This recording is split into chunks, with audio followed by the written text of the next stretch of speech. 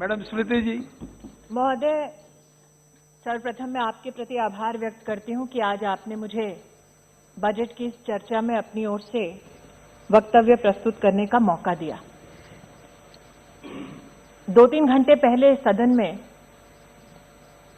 एक वक्तव्य ऐसा आया जिसे सुनकर सोचने पर सदन का हर सदस्य मजबूर हो गया कि एक व्यक्ति झूठ की नींव पर खड़ा असत्य की और कितनी इमारतें बना सकता है।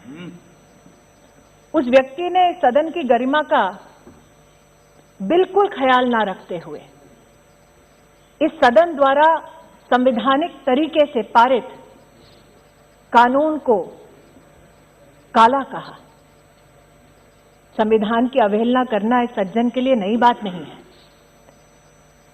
इस सदन में बजट के ऊपर चर्चा करना उन्हें स्वीकार नहीं। इस बात को देखकर कई लोग हतप्रभ रहे होंगे कि चर्चा बजट से संबंधित है तो बजट पर व्यक्ति क्यों ना बोले, लेकिन शायद मंशा यह है कि यह बजट भारत को आत्मनिर्भर बनाने का बजट है। यह बजट भारत को जोड़ने का बजट है। और जिन लोगों ने दिल्ली में भारत के टुकड़े होने के नारे का समर्थन किया, वो भारत को समर्पित इस बजट का समर्थन कभी नहीं कर पाएंगे।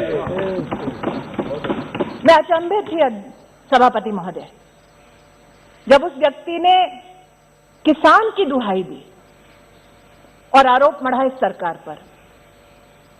अचंभित इसलिए क्योंकि जिस क्षेत्र के वो निवर्तमान सांसद हैं, उस क्षेत्र में मंडी व्यवस्था की वो चर्चा करते हैं, चिंता करते हैं, लेकिन पूर्ण रूप से उस प्रदेश में क्या व्यवस्थाएं हैं उसके बारे में कभी चर्चा में शामिल नहीं होते। और जिस प्रदेश, जिस लोकसभा क्षेत्र से वो हारे,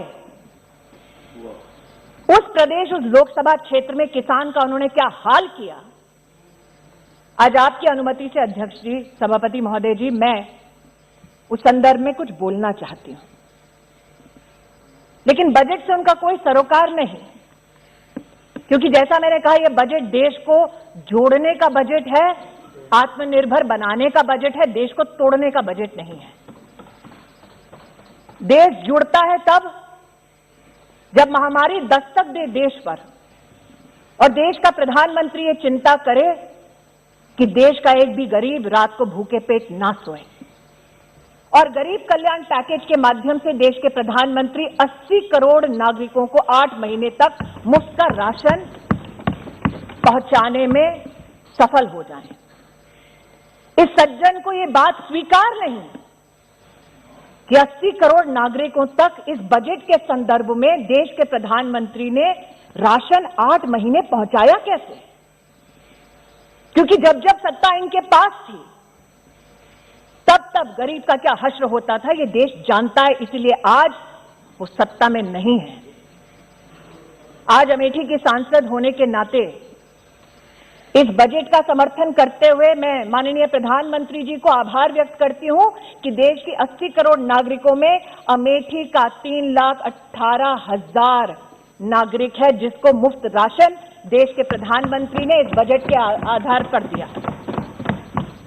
इस व्यक्ति ने कहा, जो सदन में इस वक्त मौजूद नहीं है, जब अनुराग ठाकुर जी बोल रहे थे तब चले गए, कि उनका बजट से कोई सरोकार नहीं।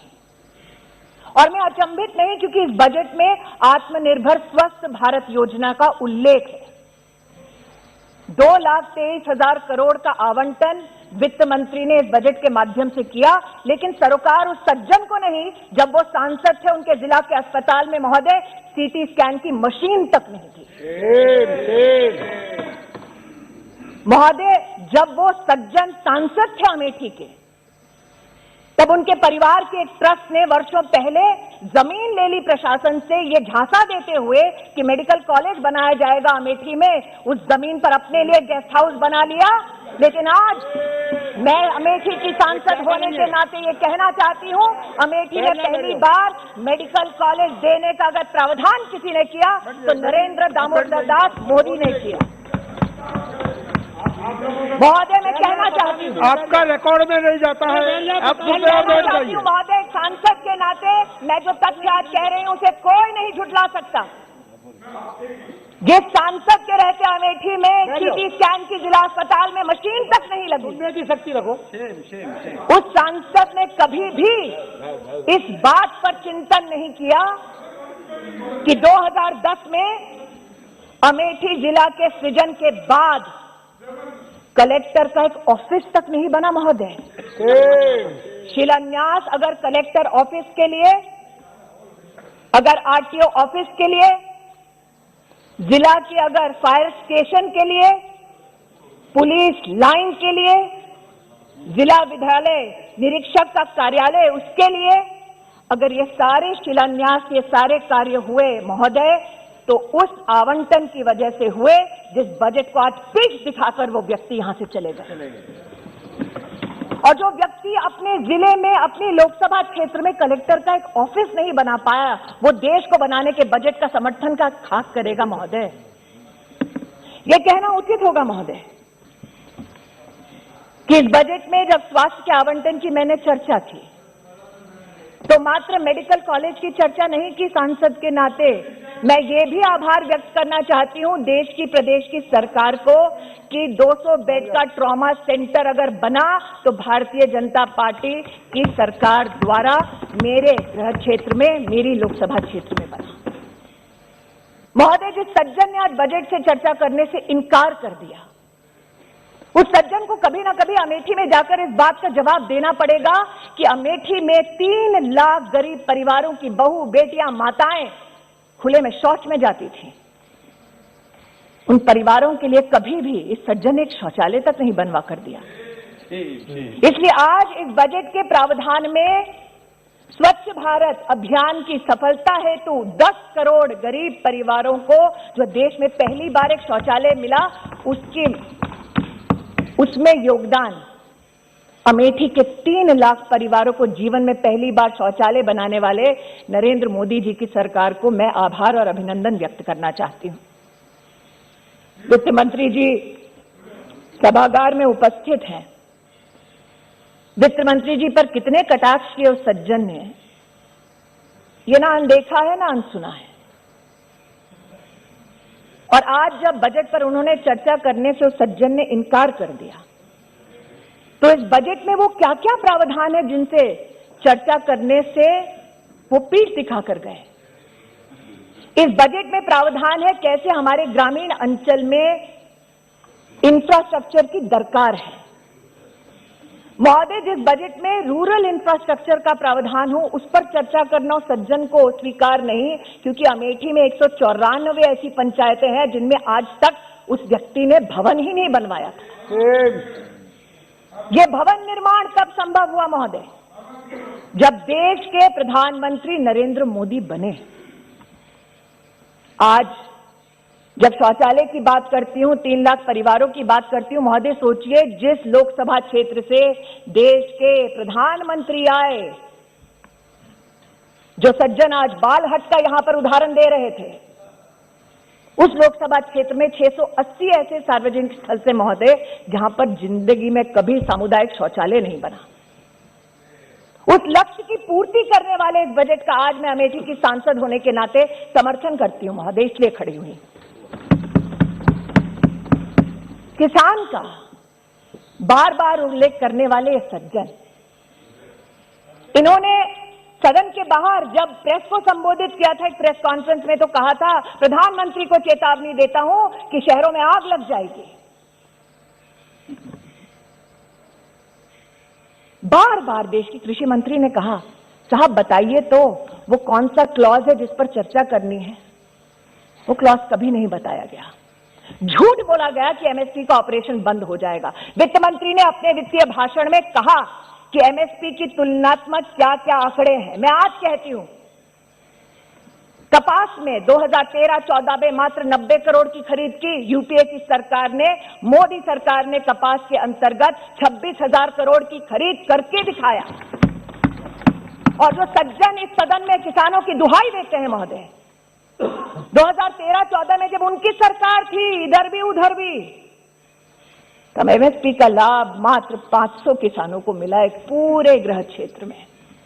एक ऐसा लोकसभा क्षेत्र जिससे 3 जिले जुड़े हैं, वहां पर 500 किसानों को एमएसपी के ऑपरेशन का लाभ दिया एक व्यक्ति ने, जो बजट पे चर्चा नहीं करना चाहता।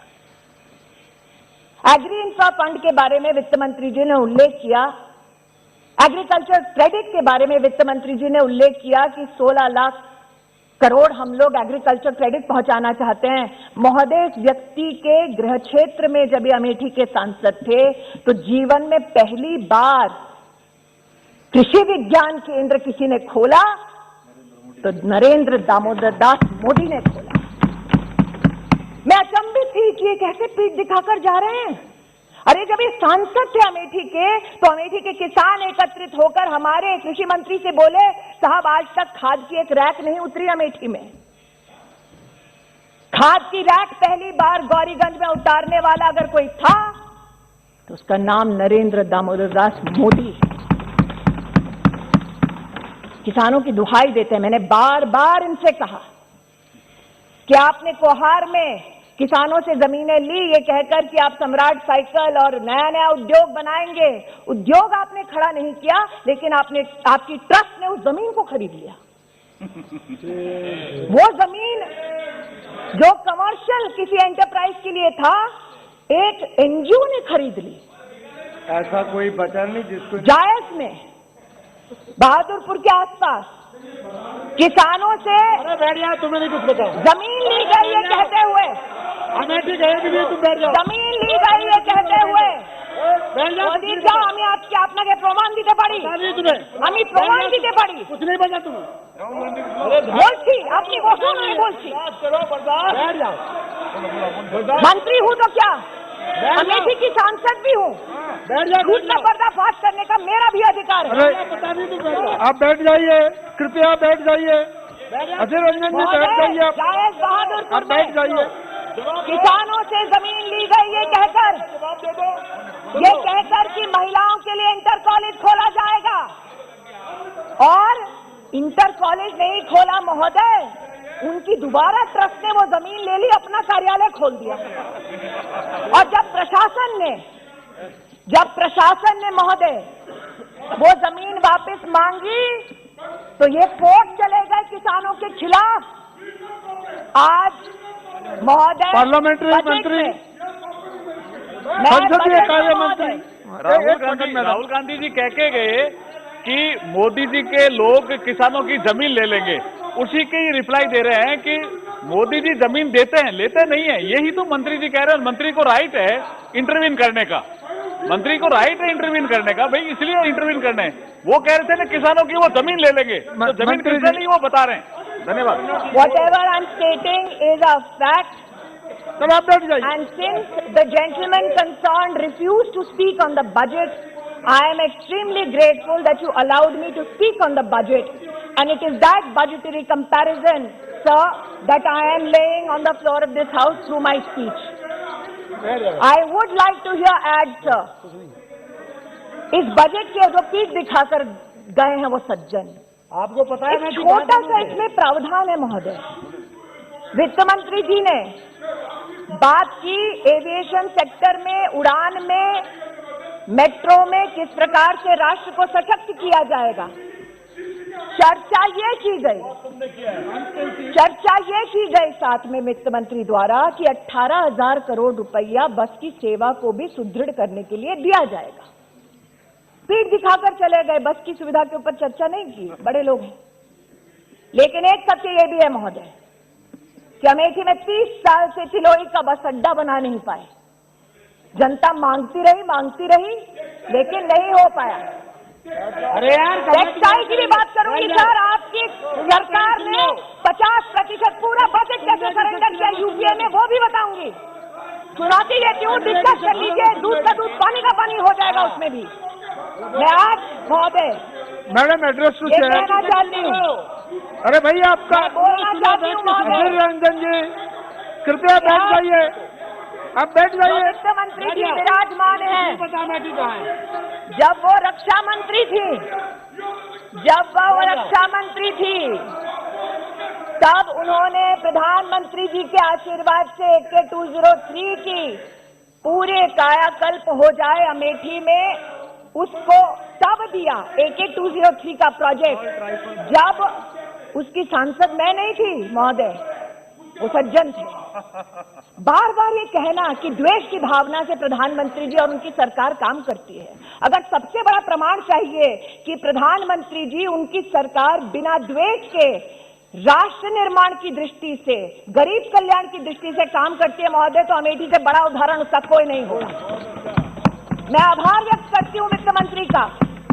उन्होंने रेल के कैपिटल एक्सपेंडिचर के लिए 1 लाख करोड़ रुपए का आवंटन किया।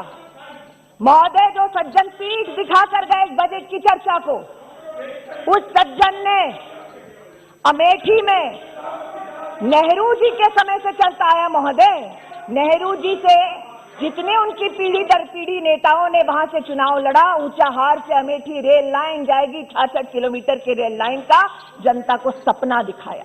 सोचिए महोदय, 4 पीढ़ी एक रेल लाइन का सपना दिखाती रही। DPR तब बना जब देश का प्रधानमंत्री नरेंद्र दामोदर दास मोदी बना। जिस बजट को आज पीठ दिखाकर गए हैं, उस बजट के संदर्भ में कहना चाहती हूं महोदय, वित्त मंत्री जी ने सड़क निर्माण के लिए 1 लाख करोड़ रुपया का आवंटन किया है। उसमें अमेठी में मात्र 5 अरब रुपए की सड़कों का निर्माण हुआ जब देश में मोदी, प्रदेश में योगी की सरकार आई। अमेठी बाईपास का सपना 30 साल से लोग लेकर बैठे थे, बार बार मांगते इस सज्जन और उसके परिवार से, लेकिन बाईपास उन्होंने कभी नहीं बनाया। बना जब ऐसे ही बजट में नरेंद्र मोदी जी की सरकार ने आवंटन किया। महोदय, पूर्वांचल एक्सप्रेस अब अमेठी को छूती हुई जाती है। महोदय, आज न सिर्फ बस अड्डे की बात होती है, अमेठी में 680 सार्वजनिक शौचालय बनते हैं। 194 पंचायत भवनों में से मात्र 1.5 साल की अवधि में 55 भवन बन जाते हैं। ये इसलिए संभव होता है महोदय, क्योंकि देश को आत्मनिर्भर और सशक्त बनाने का बजट ये सरकार पारित करती है। और इसलिए महोदय, भले ही उनको इस बजट से कोई सरोकार ना हो, भले ही उनको ये बजट स्वीकार ना हो, लेकिन देश को ये बजट स्वीकार है, क्योंकि एक बार फिर कहती हूं महोदय, ये देश को जोड़ने का बजट है, देश को तोड़ने का बजट नहीं। देश को आत्मनिर्भर बनाने के बजट का मैं समर्थन करती हूं। प्रधानमंत्री जी का अमेठी के नागरिकों की ओर से आभार व्यक्त करती हूं और वित्त मंत्री जी को और राज्य मंत्री जी को अभिनंदन देती हूं। धन्यवाद।